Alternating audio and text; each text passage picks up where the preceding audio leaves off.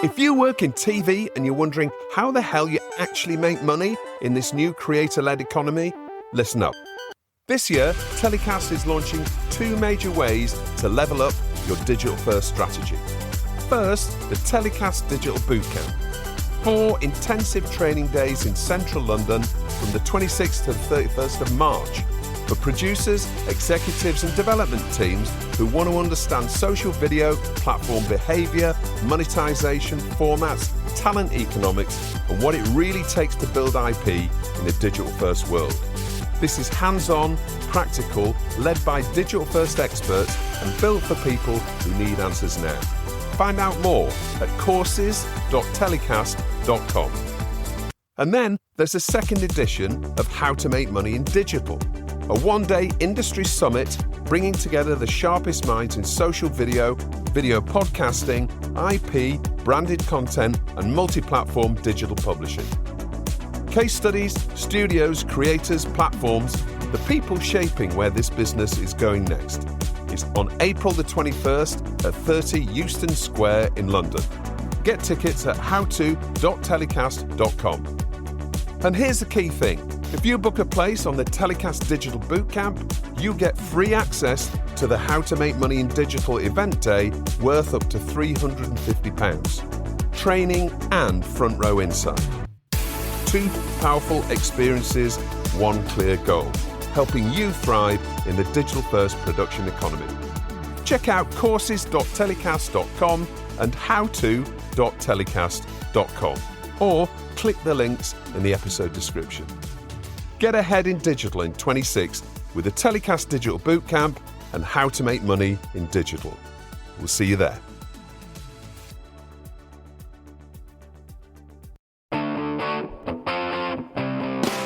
Hi, I'm Justin Crosby and welcome to another Telecast. In this episode, I'm joined by Chinese microdrama specialist Wenwen Han, founder and CEO of the Short Drama Alliance, for a deep dive into the world's most advanced short-form drama market. Wenwen explains how China's microdrama ecosystem has grown into a multi-billion-dollar industry, why platforms like Douyin and WeChat have become the primary distribution engines, and how AI-generated motion comics are reshaping production economics. I hope you enjoyed the show. So Wenwen, lovely to meet you. Thank you very much for joining us on Telecast. How are you doing today? Very good. Thank you very much for inviting. Not at all. And I've been following you with really some interest, particularly the work that you've been doing with the Short Drama Alliance, and you're founder and CEO of that organization. So first of all, tell us a little bit about your background in microdrama and tell us a little bit about the Short Drama Alliance. So my name is Wenwen Han, or you can call me Maggie. So I am independent producer and also the founder of Short Drama Alliance. So I used to run one-person company by my own. It's a film studio. So we produce short dramas. We co-produce with some small platforms in China. And I also used to work in Chinese platforms as a producer and head of overseas. And like roughly a year ago, I found this Short Drama Alliance to bridge the gap between China and overseas. So if I need to introduce our alliance, we connecting creators with platforms around emerging short drama formats. That's what we do. Okay. And tell us a little bit about the, so you say that you've worked with a number of drama apps in China as a producer. Can you give us tell us a little bit more about that? How many dramas have you produced and for what platforms? I might need to correct a little bit from what you said. In China, we don't have like thousands or hundreds of apps. We have different platforms, but platforms means they do the ad buying, and also they control different mini program theaters, if that's how it described as theater. So we don't launch apps in China because Douyin, the Chinese version of TikTok, is the dominant app and traffic source in China. So just expand on that. Sorry, you said short theaters. Just explain that a little bit. Yes. So it's called mini program theater. Actually, this function just launched in December 2025 in TikTok, the overseas TikTok. It's called TikTok Mini. It's only available in the US. So if you overseas audience listen to this podcast, you can just turn on the TikTok and search for this function, TikTok Mini. And this function is exactly what it launched in China in 2022. So it's like an extension in Chinese version of TikTok. We call it Douyin. So it's like extension in Chrome, it's an extension in Douyin. So which means when the viewers were scrolling their phone, right? They were scrolling phones about dogs, about some people dancing, and they suddenly see a creative ad. They got hooked and they click this creative ad. There's a link. You click and it will just taking them into the mini program theater where they can start watching from episode 1 and 2 and 3 until they hit a paywall.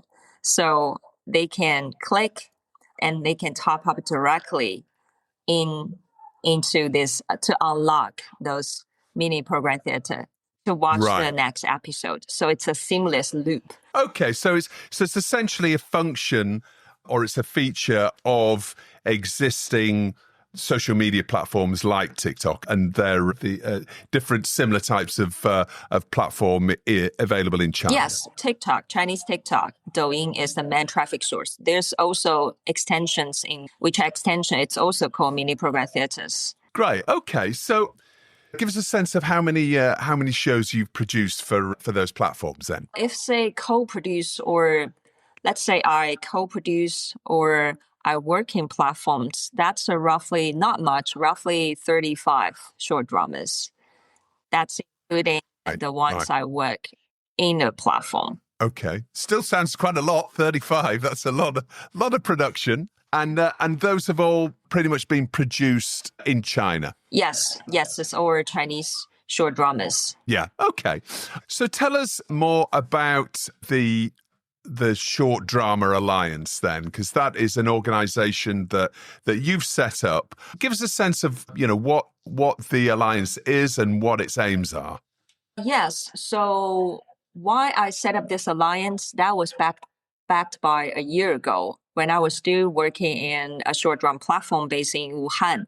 So at that time, I used to work as a platform producer, and because my previous boss, he wants to earn money overseas. That's basically what he wants. So because I study overseas, he asked me whether I would just to in charge a new department. It's like overseas department. I said, okay.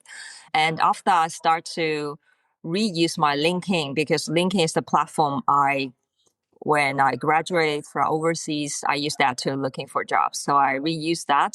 And I found out a lot of people approach me to ask me a lot of questions about Chinese short drama ecosystem, how to make money and how to write scripts and what the business is.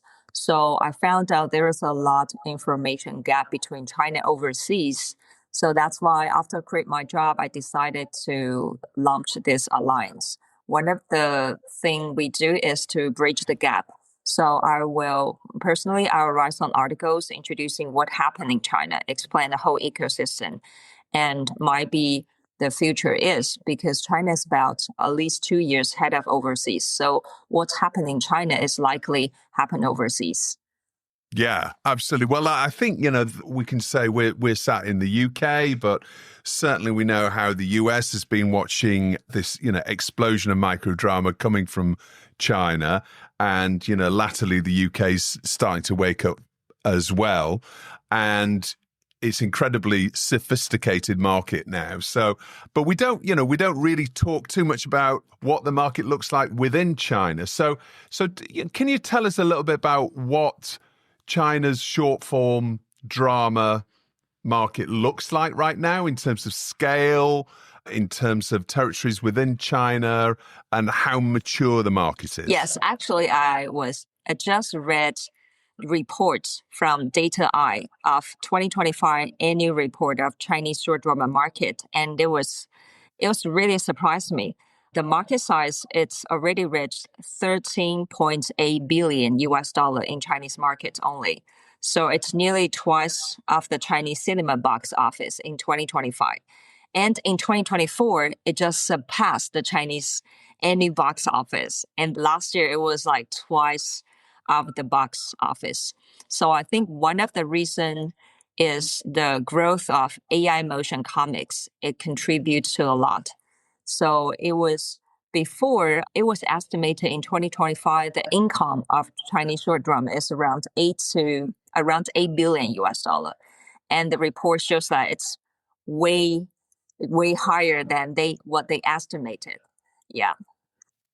So and you say that's mainly down to AI driven animation based upon like graphic novels and comics? It's called AI. We call it AI motion comics. Basically, they're still short dramas, but they are made of AI generated images. It's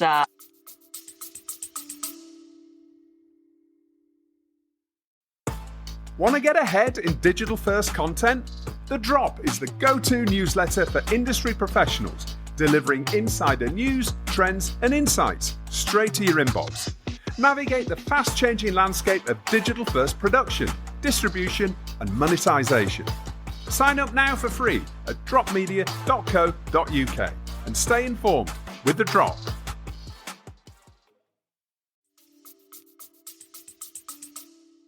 Okay, but the source material isn't necessarily like graphic novels and everything. It could be anything. The source, normally that's original stories or adapted from some IPs. Most of them are original stories. Okay.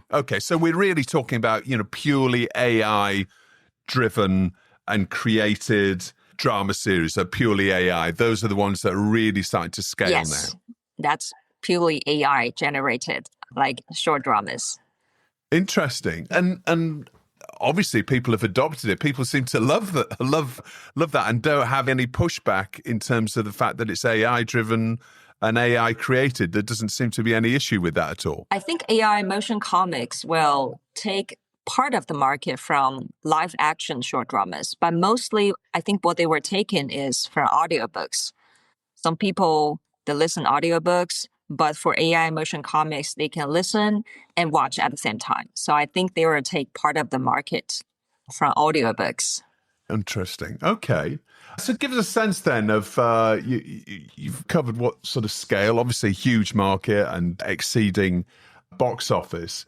In terms of the territories within China and the level of maturity that this market has reached so far, how are you viewing it?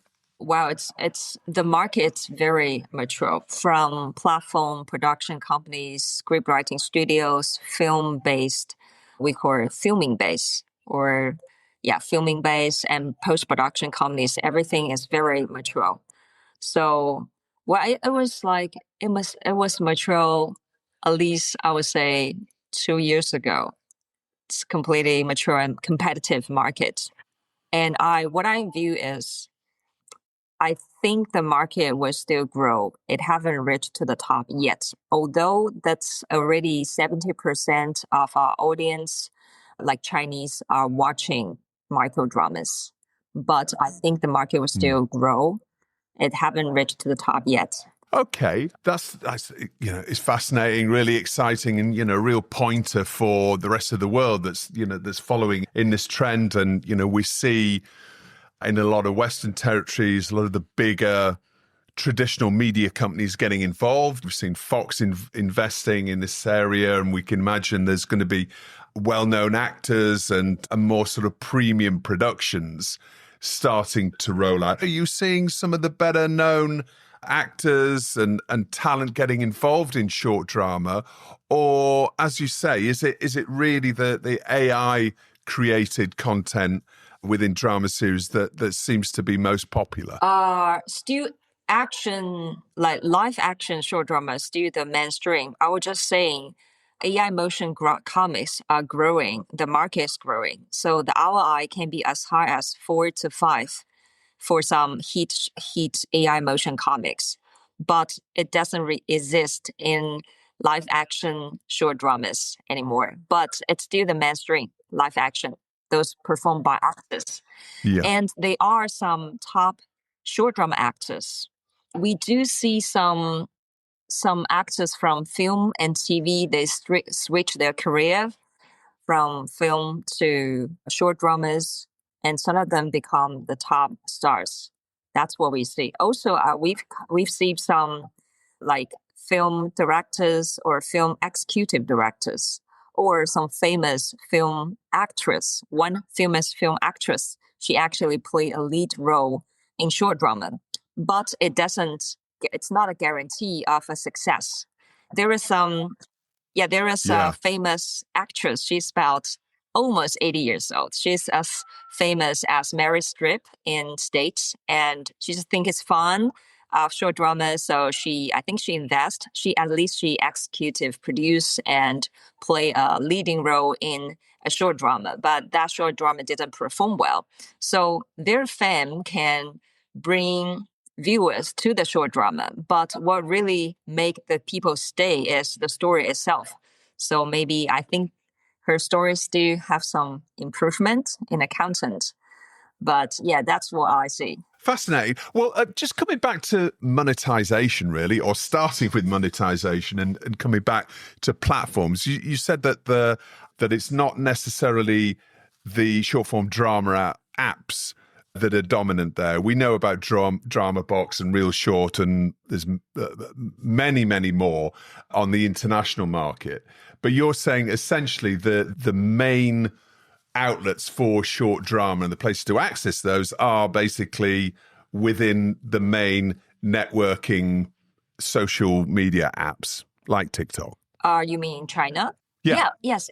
I need to explain that. So in China, you can launch any apps you want, but the thing is, no one is using that. We're just very used to WeChat. It's like a powerful version of WhatsApp. So we got all kinds of extensions in it. For example, if I go to Starbucks, I order Starbucks, right? I scan using WeChat to scan the QR code, and it just pop up an extension, a Starbucks extension, so I can place the order. So that's exactly the same. We just used to use that. So no one's using another app. So that's the thing in China. So that's why, like Real Show, let's say Drama Box, the mother company of Drama Box is Dianzhong. Dianzhong is a Chinese company. And so when they are in China, they have to rely on Chinese TikTok, Douyin, right? But when they went overseas, they launched their own app because they can have their users stay in their own app, in other than rely on Douyin. But because in China, Douyin is the main traffic source, so that's the reality. Okay, understood. So when it comes to monetization, then, is it purely advertising driven, or is it subscription based, or gives a sense of how producers are making money creating short form drama when it comes to the social video apps in China? Okay. So before 2023, that's mainly IAP, which means in-app purchase, which means the users have to pay to unlock. That's what I described, mini program theater. When they watch an ad and they click, they enter the theater, right? That's IAP. And about less than 2 years ago, I think that's 2 years ago, Hongguo, that's another app launched by ByteDance. And they use this IAA model, which means in-app advertisement. You can watch short drama for free, and the advertisers are paying for this. So that's another completely different model. And if you ask me, producers are making money from that. It depends on it's belongs to the platform producer or independent producer. So yeah, that's a tough price. So if platform producer, as I was, that we just have the minimum like salary plus bonus. That's it. The platform makes money and profits. But for independent producer, it depends. For example, right now overseas, most of production are still fully funded by the platforms, which means they only just make their profits and they don't have any copyrights, those independent producers. So they're just deliver the content according to the platform's requirement, and that's it. Of course, they will make their own money or profit, but the copyright, everything's still owned by platform. So why do you think the whole microdrama industry has scaled so fast in China. And what parts of that do you think are transferable for global markets? Give us a sense of, you said, China's a couple of years ahead of the rest of the world in this space. Give us a sense of why you think it's been so popular in China, and also what we might expect to see in the rest of the world in microdrama in the coming year or two. Yes, that's a good question. Actually, I think China's short drama didn't come out of nowhere. It's come from web novels. So we have almost 30 years of web novel writing history, and we have a lot of web novel IPs. So I think 42 million web novel IPs. So Wow. yeah, so it's almost 30 years. So we actually export those web novels globally long time ago, just because words are very hard to translate than videos. I think short drama is kind of a video version of web novel, a more structured video enhanced version of web novel. So it's people know short drama because videos are easy to translate. Why China, this short drama exploded in China, they got several reasons. One is China is a huge market. We got 1.3 billion people in total. And it's kind of like a one unified market. And we share mostly same language and almost the same cultural background. So that's one of the big reasons why short drama was able to scale so fast in China. And the second reason is I think it's exploded. One, it's because it's during the pandemic, because some people are staying at home. They don't know, they have nothing to do. So they watch short dramas and they're willing to pay for that. Also, actually, short drama exploded in China. The first target audience is middle-aged men. It's not like overseas, that's women. No, it's completely no. That's middle-aged men during the pandemic. So I think they find a blank market because in China, a lot of long streaming like TV series, they're all romance stories or even modern romance stories or ancient modern stories of those pretty girls, pretty boys. So middle-aged men are not very fancy of those stories. So I think short drama finds a blank market and they target the middle-aged man and in some rural areas or in some countrysides, or they target, let's say, delivery guys or some stay-at-home nannies or cleaning ladies. They have fragmented time and they just want to watch the short dramas. So actually I think short drama find a blank market.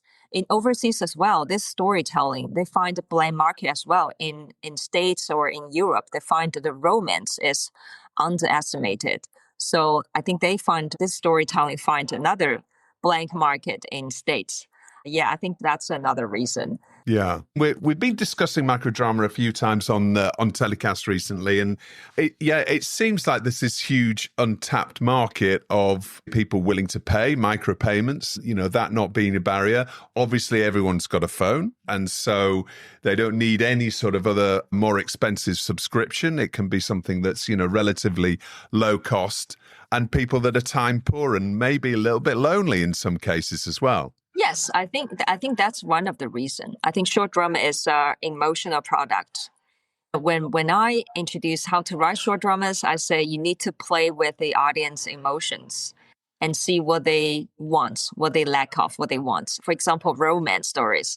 Those women, they all want for handsome and those kind of guys, they taking care of them, those kind of perfect husband. So I think maybe that's why CEO romance stories were popular in Western countries. Yeah, they're like modern fairy tales, really, aren't they? Yeah, exactly. Short drama it's like adult fairy tales, actually. Yeah.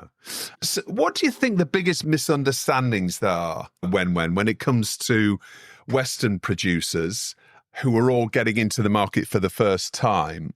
From your standpoint, you've obviously seen the market explode within China, be incredibly successful and seen this market mature. And you're obviously speaking at lots of events around the world. When you're discussing microdrama with Western producers and media organizations, what do you think the biggest misunderstandings that they still have about microdrama? Actually, there are a lot of biggest misunderstandings. So one of them, the first one is I feel like in China as well, a lot of people from film and TV backgrounds, they don't watch short dramas or they just watch a few episodes and they think they understand that format and they think it's easy to produce. I think that's the biggest mistake they have. Actually, I would argue that short drama writing is not easy. I never used this word easy to describe this format. It's not easy to write. It's really it depends on different people. And the second misunderstanding is some people just think our short drama is just vertical formats and cut into pieces and that's it. Some people say, I have a film or TV? Can I just cut it vertically and it's just like cut into pieces, add into pieces? Can I just treat it as short drama?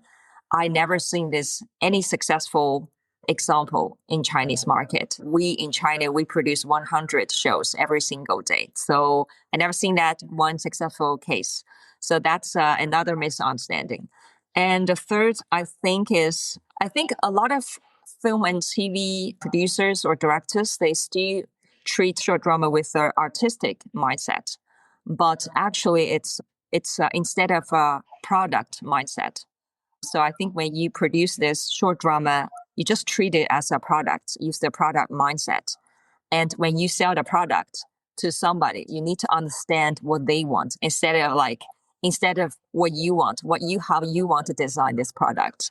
Yeah, Yeah. so that's another misunderstanding, I would say. That's really interesting, actually. And that's another theme that we've sort of touched on Telecast quite a lot. Not only when it comes to micro dramas, but digital content as a whole. You know, a lot of TV and film producers are they don't approach it as a product. They're approaching it as art. Now, that's rightly or wrongly, this particular sector is product first, as you say. So if you're going to get involved in it, you have to play by the rules, understand what motivates people to watch and sit within that, adapt to that format, right? Rather than trying to perhaps be a little bit too artistic, if you like. It has to sit within a commercial framework, and that includes the content, right? Yes.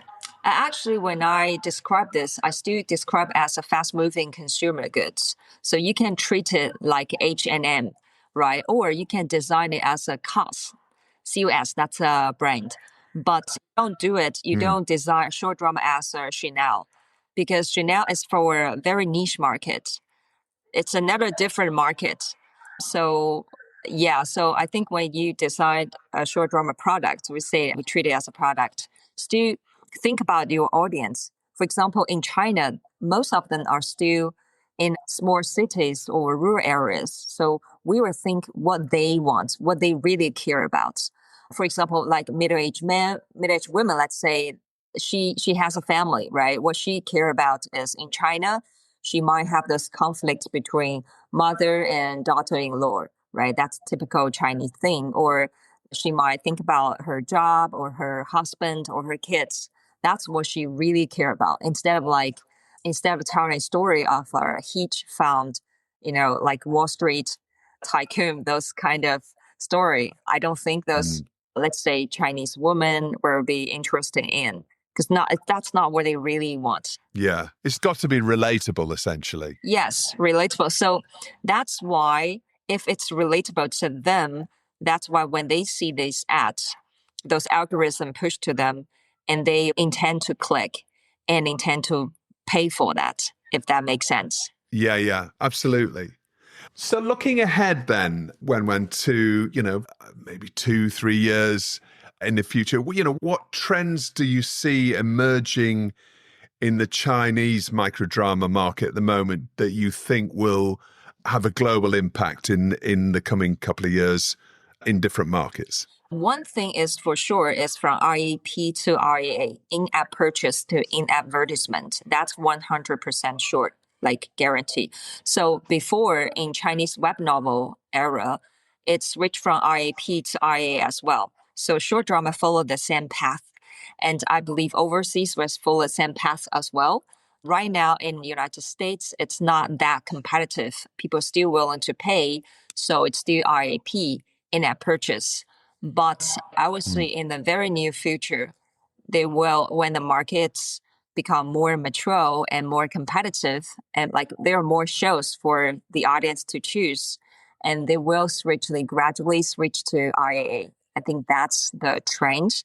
And also, you asked me about 2 to 3 years. Actually, in my predictions, probably we don't see 2 to 3 years. I would just see 1 year. I believe 1 year later, short drama will explode in two countries. One is India, the other is United States.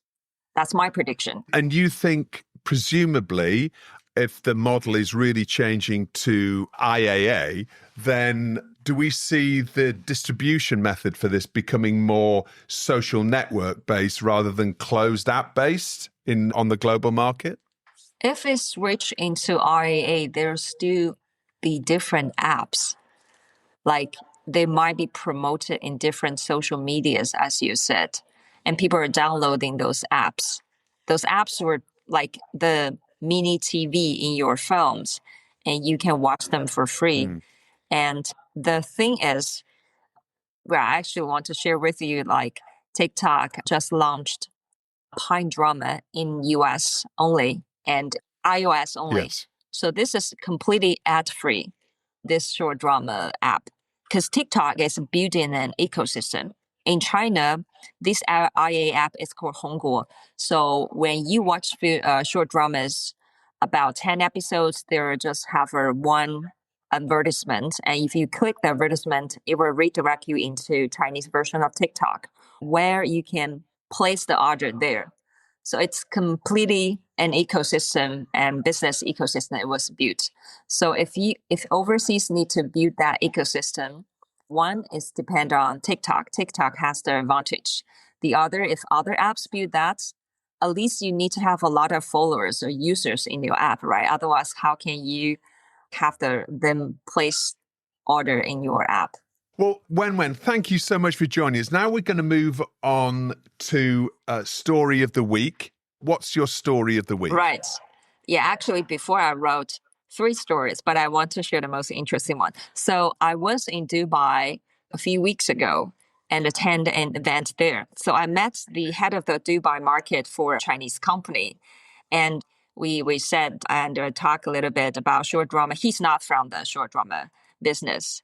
So he told me a story. So he said earlier when he was scrolling her Douyin Chinese version of TikTok, so he came across a short drama and he clicked in. So when he hit the paywall, it was around US dollar about $8 at that time. It was 2025. And a while later, so he quit. He didn't pay. So a while later, Douyin pushed the same drama to him again. And this time was like US dollar $5. But he still didn't pay and he keep scrolling other videos. And later on, this same show again is worth about only less than $1. So he hesitated for a while, but he said, no, I'm not going to pay for that. So he just quit. And a while later, the same show just pushed to him again. And this time it was free, but you need to unlock by an ad. The ad was a long ad. So I was joking with him. So maybe the algorithm think, oh, $10? No. $5? Still no. $1? You don't pay just $1? No. Okay, maybe this guy is broke. So I would just push him and long ad. So that's the story I want to share. Interesting. Well, that's and that we can see obviously AI developing in terms of funneling the consumer through the various different options. So that's really, really interesting. Well, we'll keep our eye out for those techniques coming through globally in the coming year or two. Well, Wenwen, thank you so much for joining. It's been fascinating chatting with you. And what's next for the Short Drama Alliance? What's the next thing on your horizon? One is I about to revise my book for the second version. The other thing is we are going to prepare the third of our online forum. So basically, I interview different vertical creators, and we will host our online forum. Basically, it's just a Zoom section. I would just want to keep it simple. I would normally interview around 20 creators in vertical area before, like like directors, script writers, platform founders. We'll interview them and edit together into a roundtable and play during the section. I will invite those creators if they are available at that time. So that's it. That's our online forum. That's what I'm preparing. Okay, fantastic. And can people join that for free, or how do people access that? Well, I'm still designing this. So last time, normally is you share on your social media. So because I want this event to spread, more people know about, you share it on the social media, you had a print screen and send it to our official email. And you fill off our Google form so I know who you are. That's it. So I will give you an access Zoom link. That's it. Or you can, I put a price on it. Some people are just willing to pay. So that's two options, but we prefer the first one. Okay. Maybe I'm not sure. I'm not sure it's too complicated, yes, or not yet. Well, maybe if people just follow you on LinkedIn at Wenwen Han, that's Wenwen Han, then I'm sure they'll be able to follow along and get all the information from your LinkedIn page. Yes, thank you. Wenwen, thank you again for joining us. It's been fascinating speaking with you. I'm sure we'll chat again on Telecast at some point. And the best of luck with everything. And thank you very much for speaking to us. Okay, thank you very much. Well, that's about it for this week's Telecast. I hope you enjoyed it. This week's Telecast was produced by me. We'll be back next week with another show. Until then, stay safe.